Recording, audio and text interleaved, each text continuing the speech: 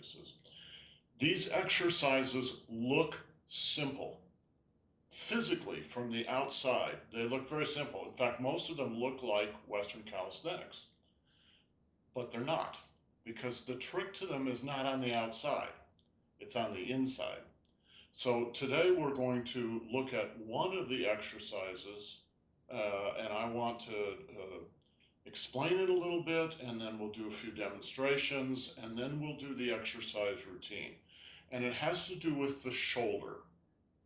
Okay, so you all think about your shoulders. Where is your shoulder? Point to your shoulder. Melanie, point to your shoulder. Where it's connected. Yes, all right, yeah. Now, where is your shoulder connected to your body? Everybody goes, well, it's out here, right? There's no connection out there. The arm continues into the center, right? So your shoulder starts here in the center and moves all the way out to the edge. So when you do shoulder exercises, don't just kind of move the shoulder like this.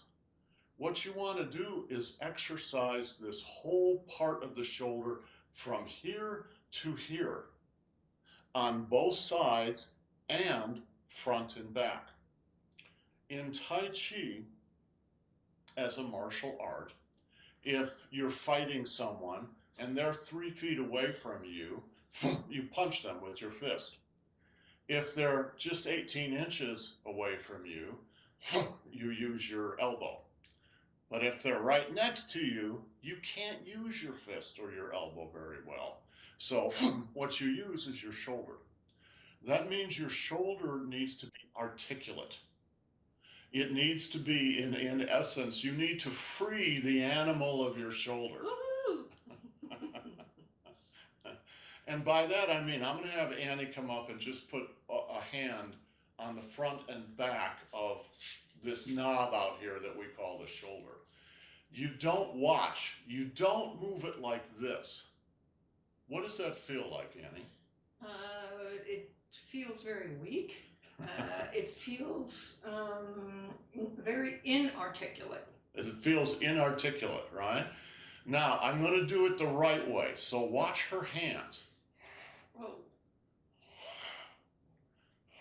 You have to hold on. It's alive. Your shoulder has a life of its own, all right? Think of it as an animal. Yeah. So it's very nice and you can pet it and it's soft, but well, it's actually a real tiger, right? So we're going to do these exercises.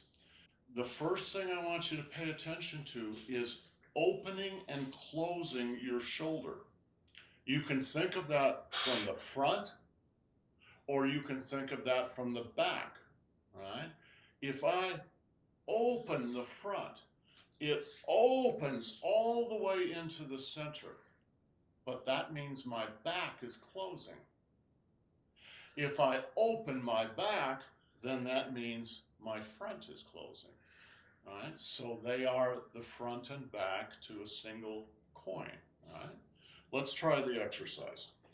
And it begins at the bottom of the feet. Yes, exactly.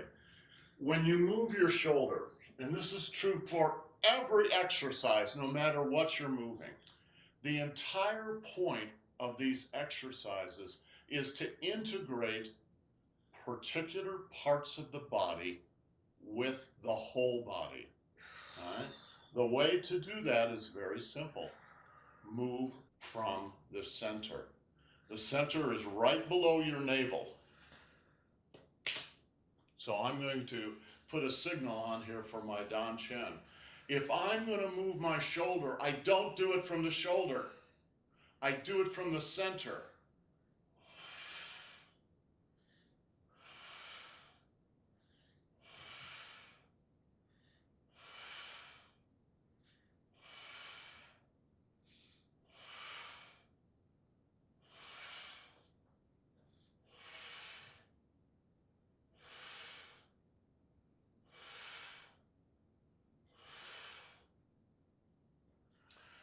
Watch my hand.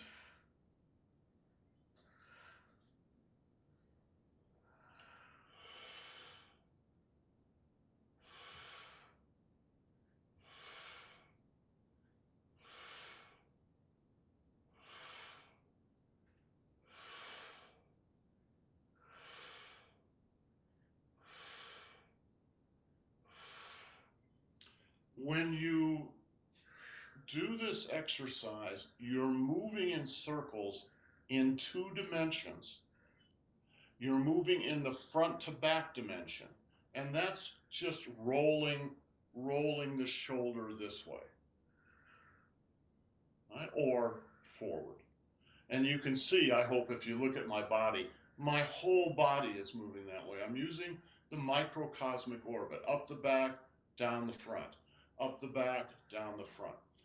But that won't open your chest or your back.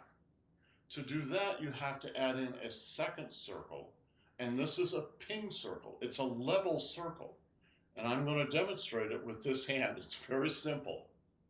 Open, close, open, close, open. And you see how it opened my whole chest.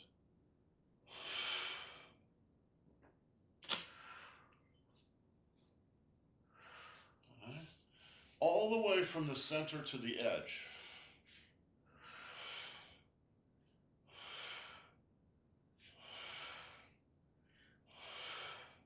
The thoracic piston is going crazy. Annie just mentioned the thoracic piston. I'm not going to talk about that today. But those of you who know about it. If you know about it, you can use it. What I can say is your center line, your center pole inside your body, your spine, should be upright. Don't wiggle it all around, because anytime there's movement, the movement has to play off something that's stable. And it needs to be efficient. So what is stable in this case is your center pole, in other words, your spine. So if you watch the top of my head and the bottom of my butt, you'll see it's pretty stable. But the shoulder is moving.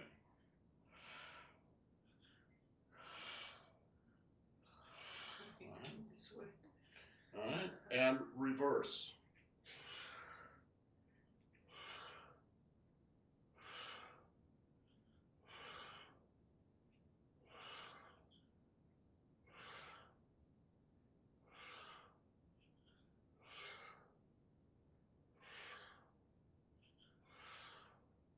And the other side.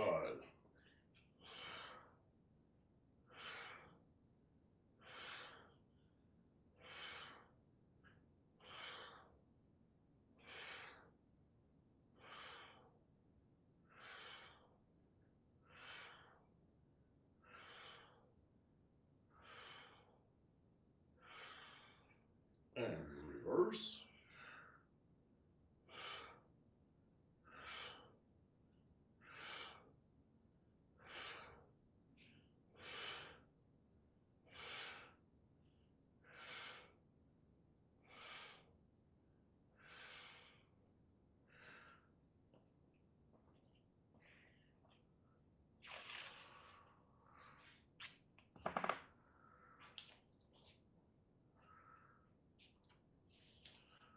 Alternates.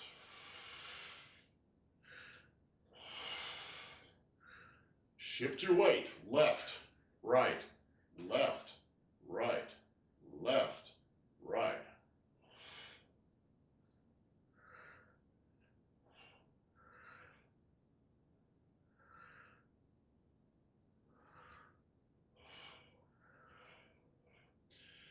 This particular exercise we're doing right now is one of the best exercises for illustrating and understanding the Qi path. What is the Qi path? We're using our shoulders right now to interact with the outer world, right? We could be using elbows or wrists or knees, but we're using shoulders. So there has to be a path for the chi through your body. It always starts in the mind. Then it goes to the Dan Chen. Then it's going to go to the ground.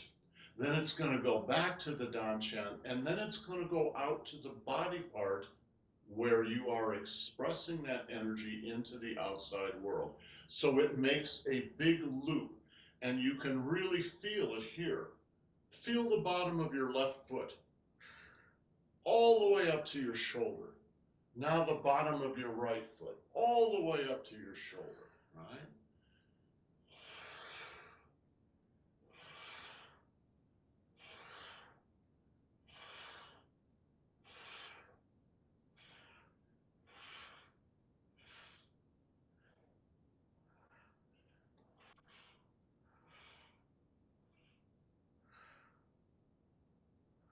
And reverse, same thing.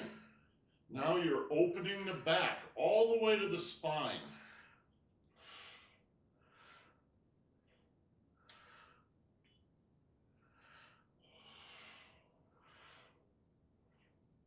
Feels so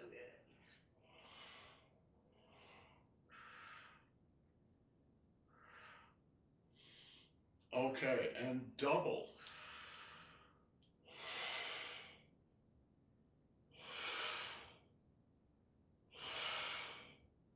And roll, roll, roll.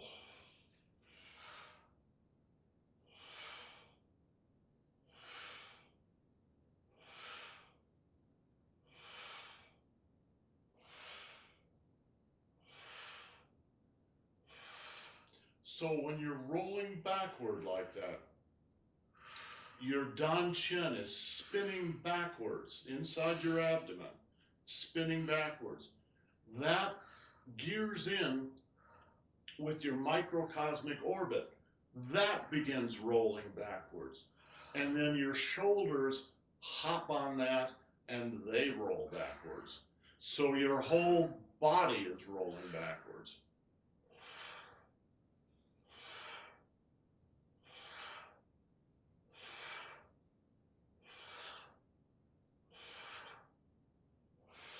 And reverse. Right, now you change the direction that your Dan Chen is rolling.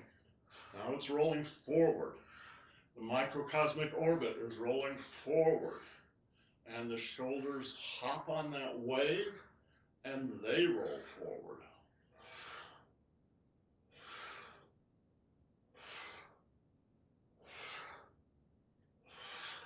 Okay. So let me demonstrate a couple of moves. I'm not going to do anything. I'm just going to do some defensive moves using those exercises. And Annie's going to cooperate and be a mean guy and push me. Oh, I love being a mean guy. So suppose she decides to push me on this shoulder. In Tai Chi, you don't resist. So I'm going to resist at first, right? So she starts to push and I'm just resisting and eventually keep pushing. She's just going to push me over, right? So you don't do that. What you do is yield. But while you're yielding, you steal the other person's energy. How do you do that? Well, let's say she's pushing on my shoulder. Well, this is a general principle. This would hold for any part of the body, but the shoulder here. So at first, I'm going to give her just a little resistance to encourage her to push in even stronger. And as she does, I'm going to do that exercise. I'm just going to roll my shoulder, and she's just going to fall off. But in between, I've stolen her energy. What do you mean, steal her energy? She's giving me kinetic energy, right? I'm going to take it into my body and store it in my waist, right? And then I can return it, right, on the other side. Did you notice I didn't even do anything to her? All I did was spin, right? I stole her energy on this side, put it into my waist, and then expressed it on the other side, right? Let's say she was really mean and she grabbed me by both upper arms, right? So, she's trying to control me. So you might do that. Let's turn just a little bit so they can see. All right. So then you might do the double arm shrug that we did, right? Very simple. Right? Mhm. Grab hard. Really try to control. Try to control me. Right? It's not that I'm so much stronger than her. Oh, yes, it is. No, it's leverage.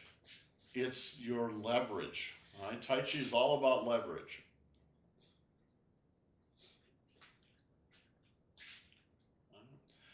If I just try to come out here, I won't have such good leverage. Turn a little bit. Right?